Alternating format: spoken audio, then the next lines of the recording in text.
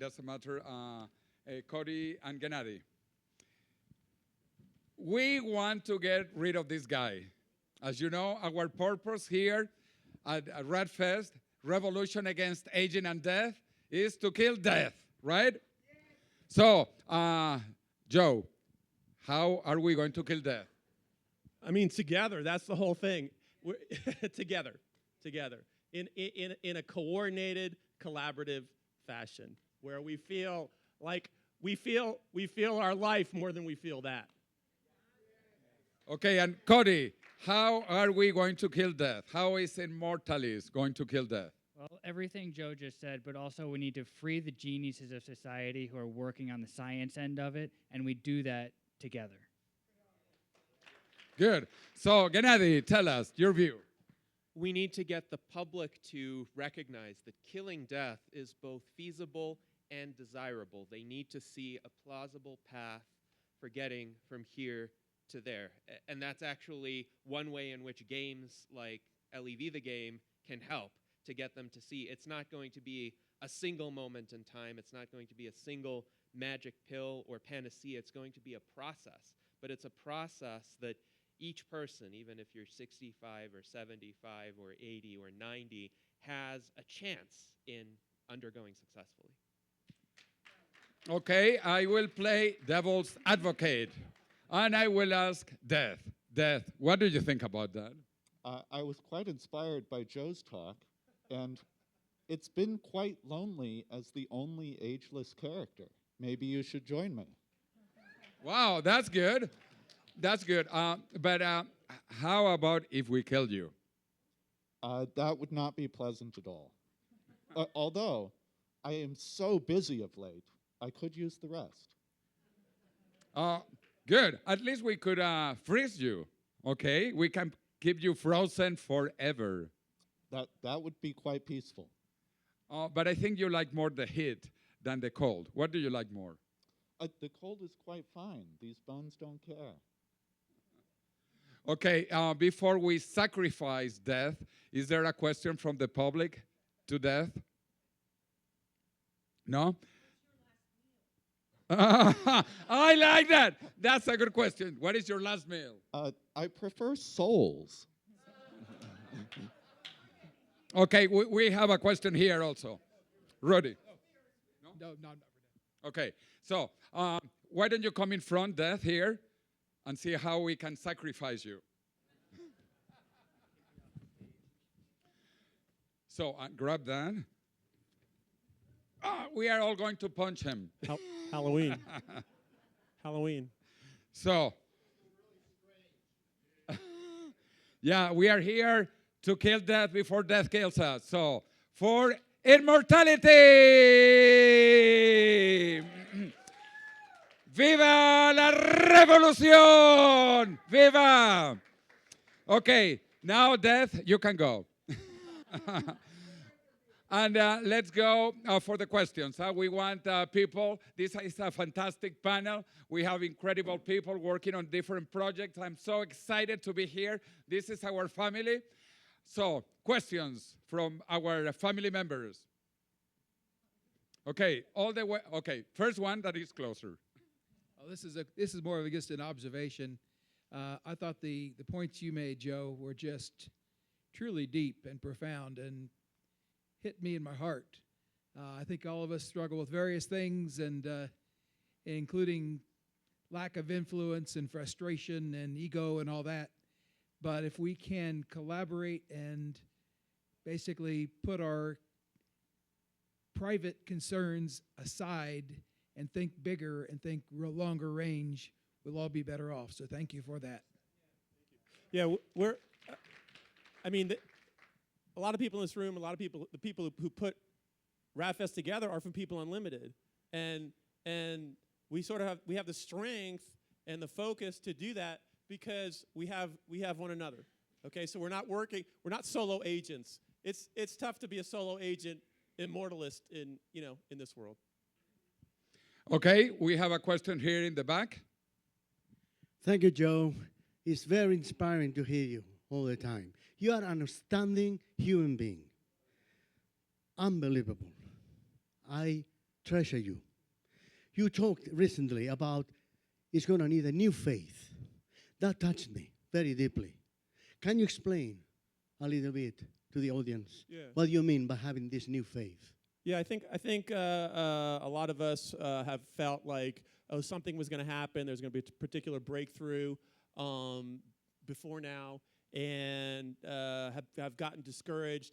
Horrible things happen. I lost Bernie. I mean, that's the fucking worst thing that can happen.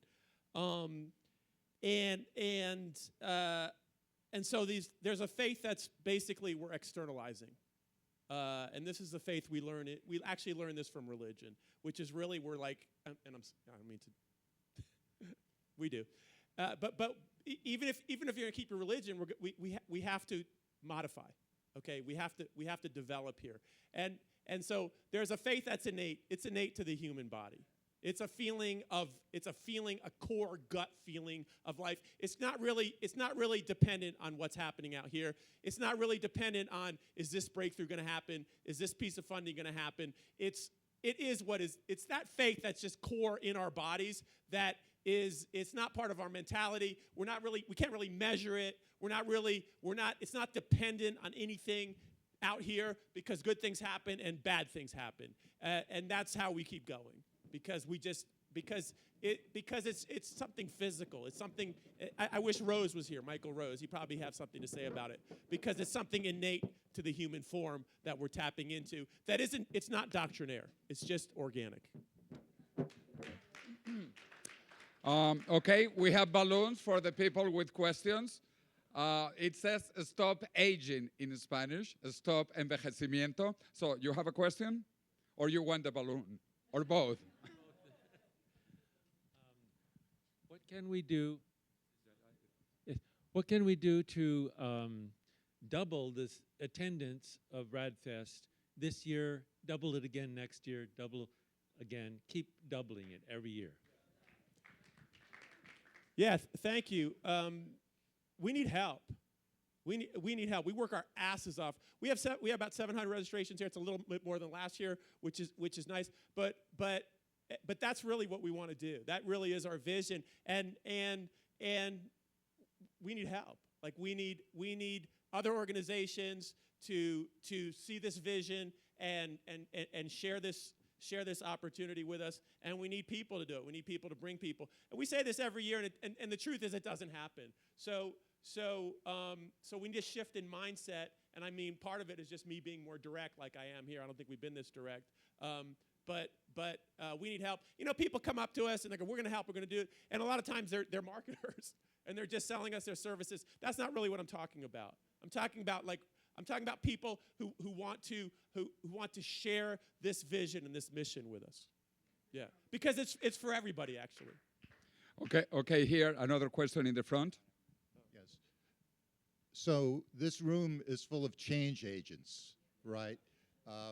When I worked to create the Health Span Action Coalition, which has 275 cross-sector organizations, I worked with a wonderful operator that helped manage Prop 71 and Prop 14 and got $15 billion of California taxpayer money for an agency for regenerative medicine. That was the work of advocates, and that was the work of narratives of people, right? Narratives of people. So before I took this on as a stem cell advocate and a background in law, a person that inspired me was a young woman, Sabrina Cohen. She became a quadriplegic in an accident when 14 years old from Miami Beach. I met her at the Miami Project to Cure Paralysis when I was giving a talk. She looked just like Sandra Bullock in a wheelchair. She became the first associate director of my organization, the nonprofit organization that created the World Stem Cell Summit. And before we launched the Health Span Action Coalition, which was founded on an idea between Aubrey and I to bring this world together, health span should be a fundamental human right. I asked Sabrina, who has gone on and a top realtor and created Sabrina Cohen Foundation, Adaptive Beach Days in Miami Beach. Sabrina, does immortality, does a long life, a long lifespan matter to people in your community, meaning the SCI spinal cord injury community? Yes, Bernie, we in our community know we're aging faster. We know we are going to die young for all the things that we go through day by day. And I will join you, and the spinal cord injury world will do it, be a part of this. This is cross-sector, and and you are the spark.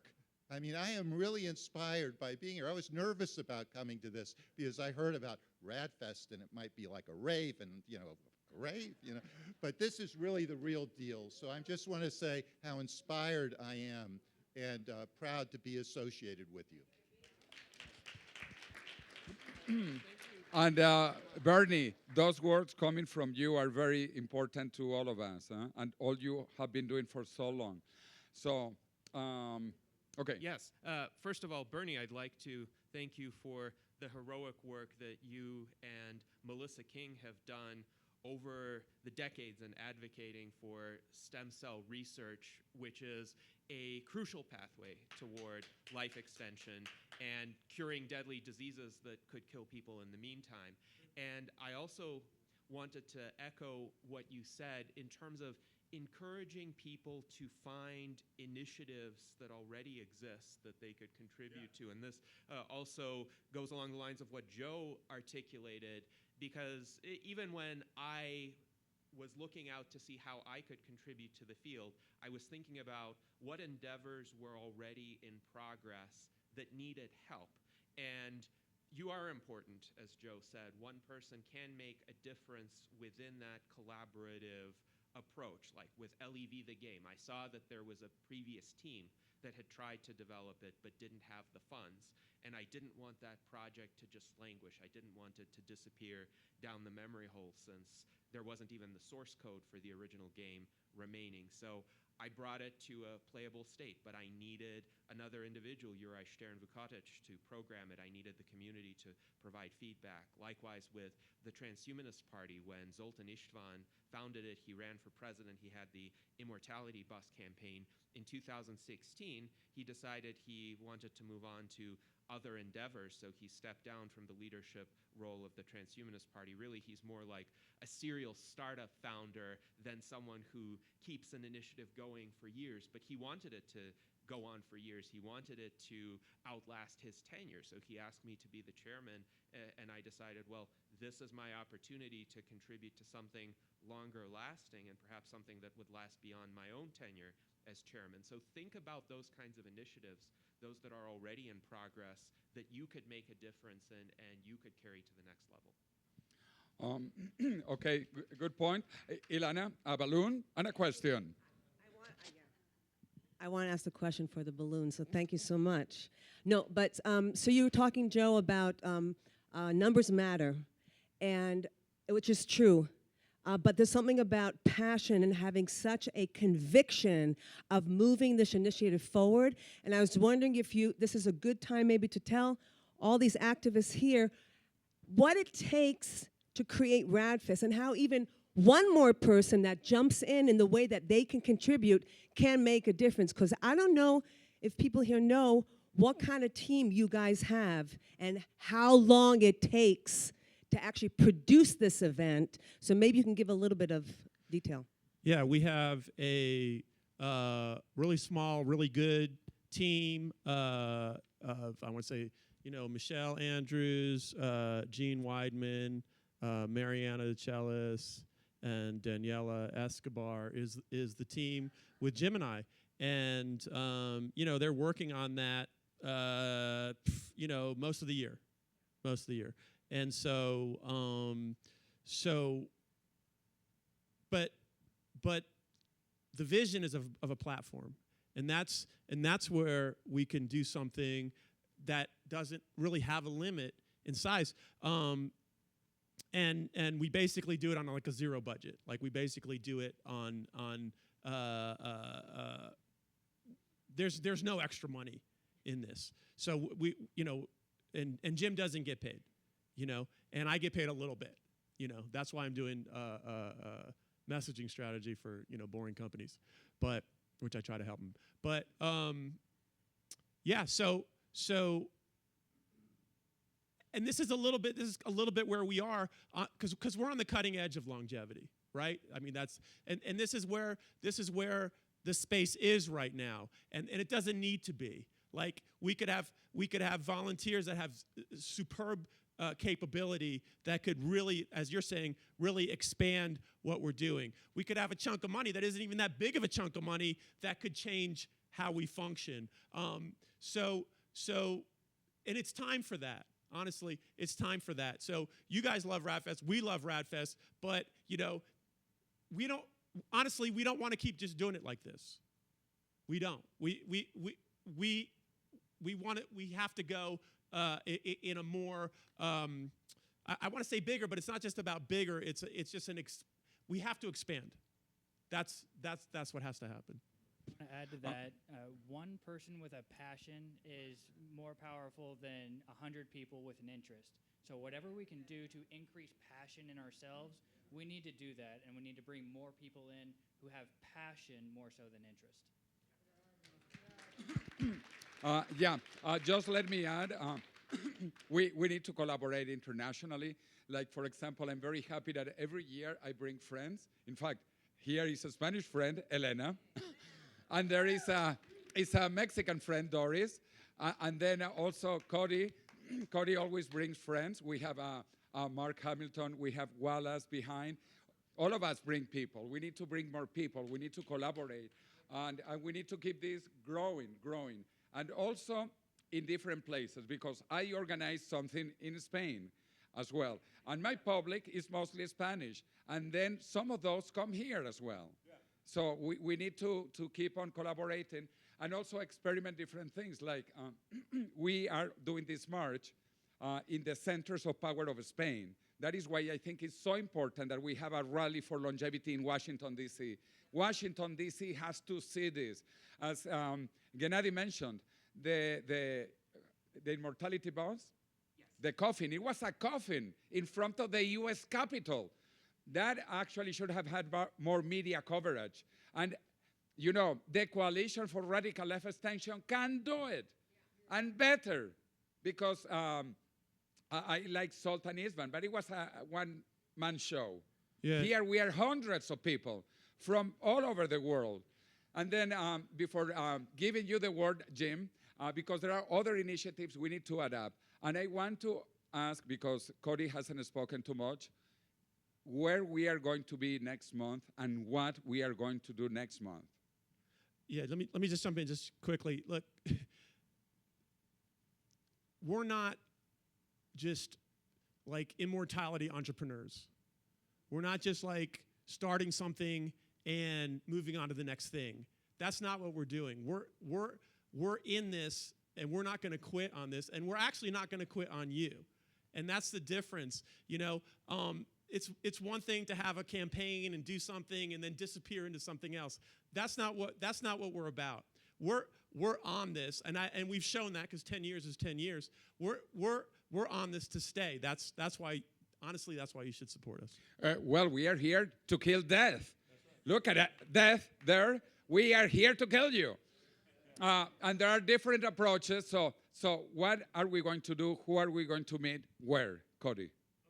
Well, first I want to say Immortalis is kind of doing slightly what RAAD Fest is doing, but on a different stage. So RAAD Fest gives the scientists and the researchers of longevity the stage and the voice to the public, and Immortalis is giving the stage to those same people to move forward faster in what they're doing. So next month, we are going with Jose he's going to introduce us to one of his friends in Argentina, Javier Milei. The president of Argentina is going to meet with us, with Mark Wallace, Mark Hamilton, Wallace, and Cody, and myself, because we are proposing to have immortalis in Buenos Aires, south of Buenos Aires. And we want competition also. The USA has to get in there. Of course, the USA has to be there. Yeah, Argentina is one of 3 or 4 governments we're in talks with right now. So, okay, Jim, here is the father of the beast. Thank you all. Thank you. Well, great job, you guys. Great job. Thank you. Thank you, all of you. You're great. You're fantastic. I just want to make one thing simple here that I'm feeling about all this, and oh, you guys look great, by the way, is that I want to keep it simple in the context that when we talk about companies and everything, you know, helping and expanding, helping to expand, we're not talking about anybody stopping what you're doing. What you're doing is great. What Cody, all you guys, Janati, but make RAAD Fest your home in the context that make it your base. Make it that you're telling your people, all your members, right when RAAD Fest ends, that they need to be at RAAD Fest, not just sitting back and waiting for your different meetings you have. Get them here. You're already doing that in some state, but this is really what we're talking about. This is the simplicity of it. This is how we're going to double. This is how we're going to triple. And in fact, everybody here, talking to your friends, your family, everybody, get into this conversation. Get into this life. Speak it up. And making it that simple. You know, we're come many. Thank you, Joe, for your presentation. All you guys, like I said, you're amazing. But let's keep it also to this point simple that we talk to our people right when RAAD Fest ends. You're setting them up, and you do a great job setting them up now to be here. And it will be this. Then RAAD Fest will build something that'll be a springboard for all of us. It will build everybody. That's the point. By us focusing together and this initiative, we will build then everybody's initiative along with that. But if we don't have that one focus, we're scattered, and that's what happens. Thank you.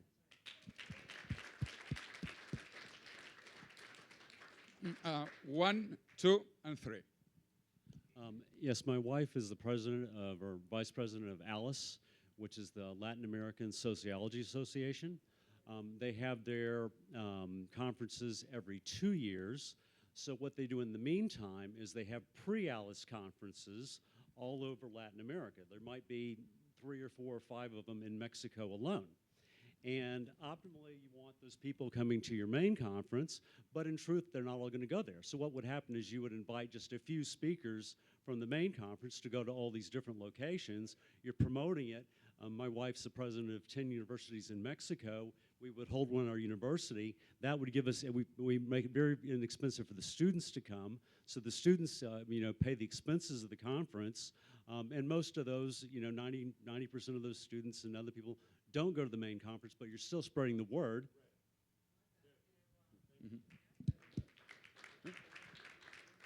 Okay, so I don't even know where to start.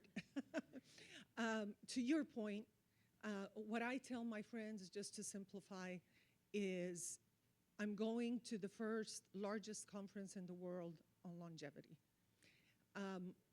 Your presentation was right on.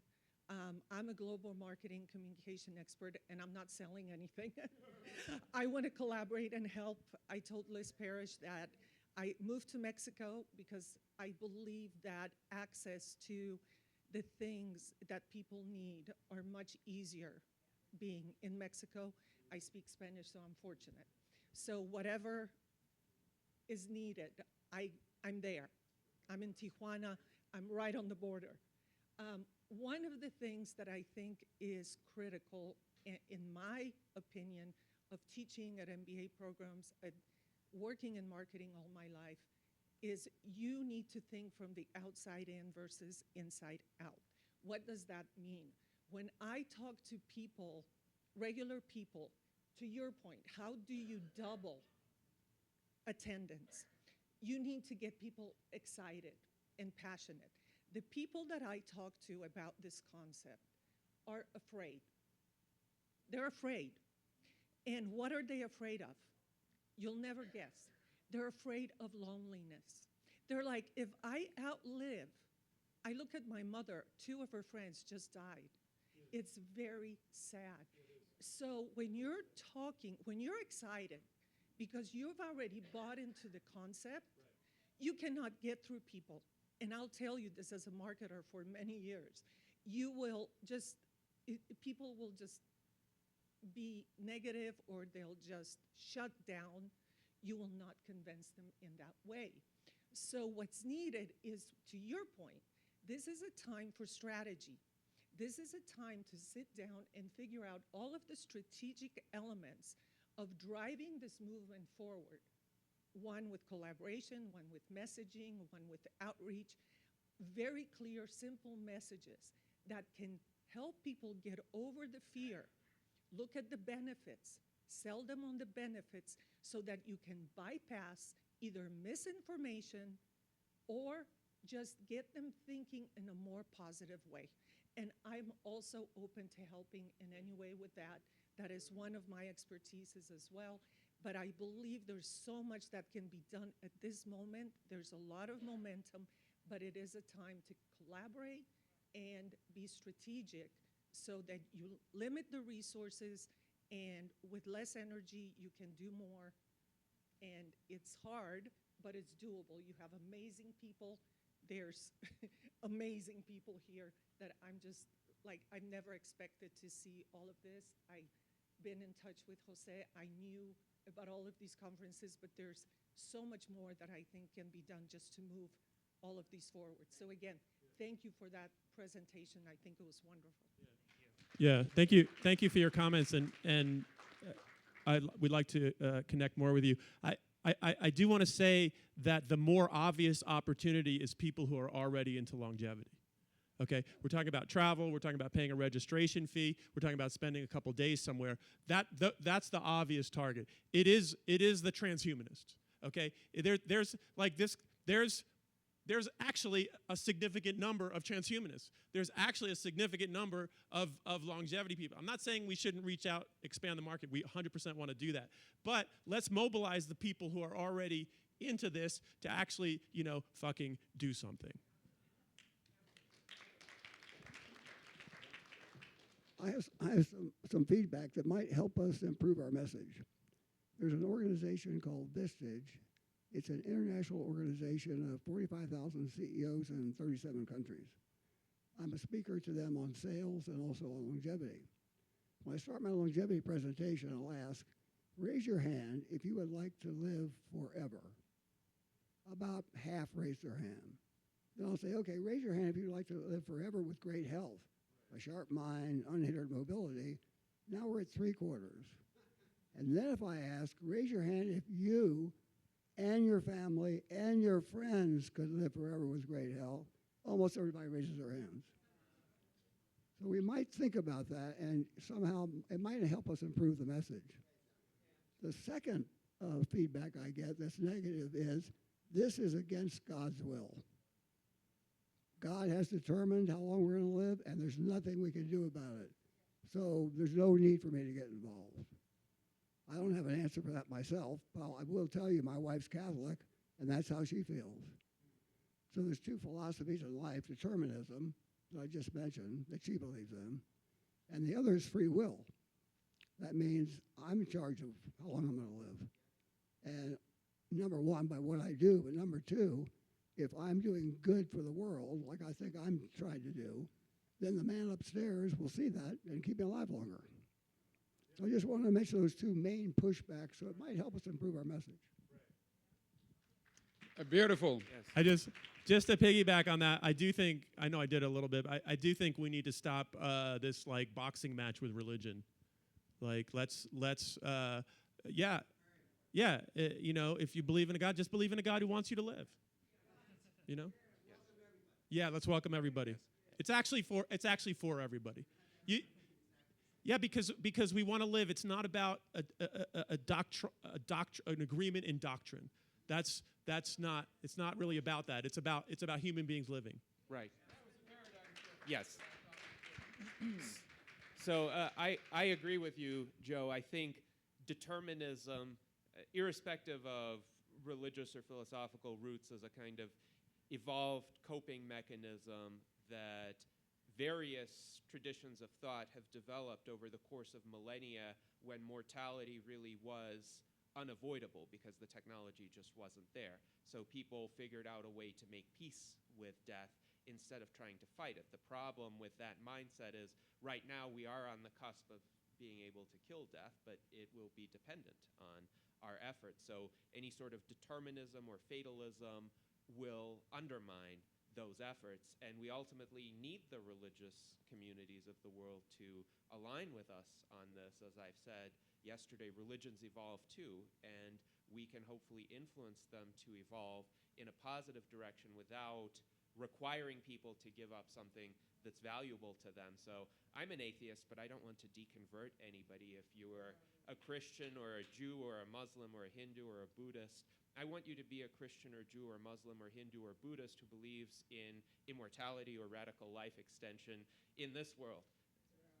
Yes, and that's how we can get to it together. And then we could argue about theology or philosophy all we want once we have immortality, and then we could actually drill deeply into what we believe and why without running out of time to do it. We could argue about it forever if we wanted. So I don't understand the argument of it's against God's will for longevity, because the Bible says we're created in God's image, and I haven't heard about God dying, so. That's right. It's the Hebrew is B'Tselem Elohim, right? So it's in the image of God. The gospel of longevity, Jim. Okay, we have a question here, Bob, and a balloon. I think we need to walk our talk. I had my 50-year service celebration at the Boeing Company about 3 months ago, and it happened to be in the middle of one of my fasting periods. I thought, am I going to break my fast for this? Hell no! You got to take charge of yourself and say, I'm going to be different. You are different, you know? Do the things and do not pay attention to what the masses who follow the sheep expectation follow. You're going to retire not to death, but to do more things. When you have your 50-year fast, if you're going to fast, you know, don't stop. Okay, we have time for 2 more questions. And also remember, after this, we are going to have a very nice meal. Life is also to be enjoyed. That is why we want to be immortal, because we want to have fun. We have to enjoy life. So the food will be nice, but we have time for 2 questions. 1 question here, Taylor. Yeah, I have a couple of questions. One is actually for you, Jose. In Madrid, are your speakers that you have planned, are they actually going to be there in person and not over Zoom? Because that's a far way to travel for a lot of us. And another is for Gennady.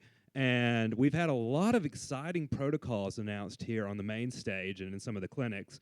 And are you considering incorporating any of those into your game as things that might pop up if you're advocating for anti-aging? Okay, the first question, yes. I like to do like in RAAD Fest. The speakers have to be there because I want also the people to talk with the speakers. This is important. And yesterday there was a beautiful VIP reception with the speakers and those participants who wanted to go. And so I want them to be in touch. There are certain exceptions. Last year I had Brian Johnson, but Brian Johnson tries to avoid international travel because of his circadian rhythm and his sleep. And this year, so he didn't come in person. He was by Zoom. This year, I also have one person by Zoom who is George Church. George Church is no longer traveling internationally. And so is Ray Kurzweil. He doesn't travel internationally. But otherwise, all the people are coming to Madrid. Yes, this is a real conference. And I have tours for them. I want them to enjoy life, to see how beautiful life is and how fantastic the Mediterranean diet is. Yes. So, Taylor, to answer your question, I'm, of course, still open to feedback on LEV, the game. We're currently on build 0.91, so we're not at 1.0 yet. The game is open to iteration and refinement. Now, in terms of how specific do we want to get, there's a reason why I had a singular selection for fitness regimen and a singular selection for improved nutrition. It's supposed to be whatever you think works, or whatever works for you, or whatever ends up working in practice. And the reason why I did that was because I wanted to show at least the approximate scale of effect. So if you engage in the best possible fitness regimen, whatever that happens to be, that could reverse your aging somewhat, that could rejuvenate you somewhat, make you healthier, make you live longer. It's not going to make you live to 150. Likewise, if you have the best diet in the world, it could help you live longer. It could help you avoid certain diseases. It's not going to make you live to 150 or 1,000 or 1,000,000 years. So within the game, I'm less focused on being minutely accurate. I'm more focused on accuracy in relative terms. Like, what is it that you would really need to do? What kinds of interventions to reach that indefinite, open-ended lifespan, immortality, if you will? And that's why I not only include the rejuvenation therapies, I include other causes of death too, and the opportunity to fight those, which you will have more time to do if you're ageless. So think about all the risks facing humanity and the effect size of each of them. Okay, if there is one question, and also I want Death to ask a question. Death, come here. I want you to ask a question to our panelists. So think about that question. Well, we have a quick one, right? Quick one, and then Death, think about it, because it is a matter of life or death. You said we don't want a boxing match with religion, but what if religion wants to fight us? And particularly, if they oppose cryonics, for example. What if those who are religious or of certain religious persuasions want to fight us? That's the question. Joe, go ahead, and I have some thoughts too. Yeah, it's still not a good strategy.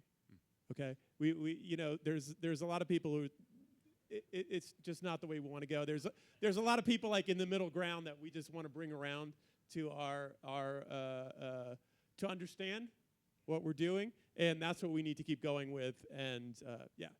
It's still the best way to go. And my view is fight the dogmatism, don't fight the core of their faith or their religious tradition, but fight against the fact that they want to impose their views on others. And I have a rather strong libertarian streak, small l, not capital L, but I believe in individual freedom. I believe in your right to make the choices that you want to make for your life and your well-being as a patient, as a health and wellness enthusiast, as a cryonicist. So the argument from individual rights will resonate with a lot of both secular and religious individuals, and you can appeal to a lot of people who might even be, say, fundamentalists, but tell them, oh, well, what about the U.S. Constitution? What about the Bill of Rights? What about what the founders wanted individuals to enjoy as their freedom?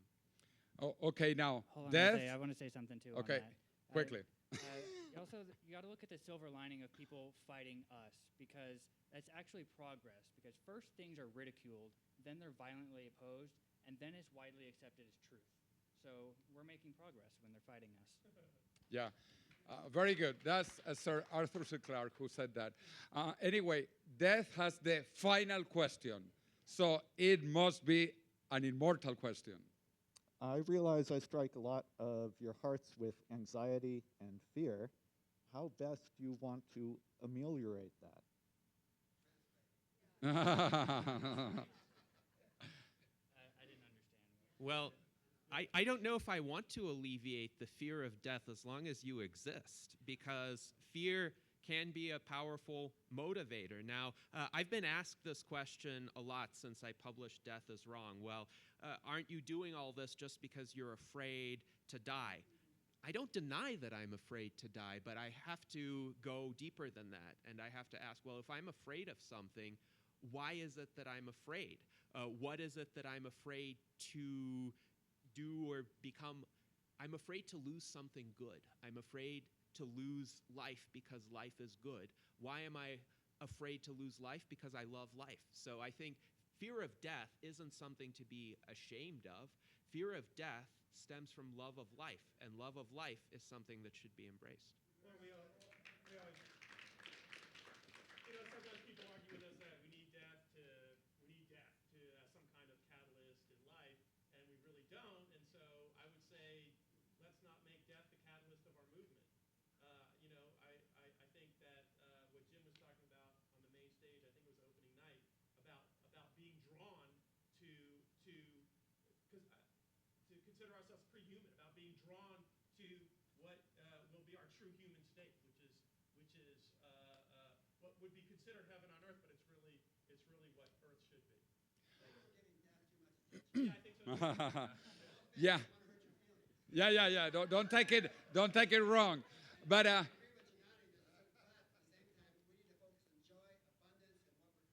Beautiful, Jim. Actually, when people say that what gives meaning to life is death, That is so stupid.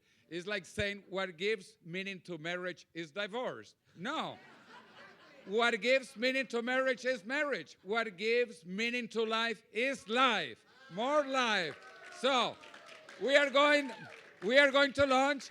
We go and take some pictures because this is for immortality, and he's a very good-looking Death. So have some pictures with Death also. Happy launch.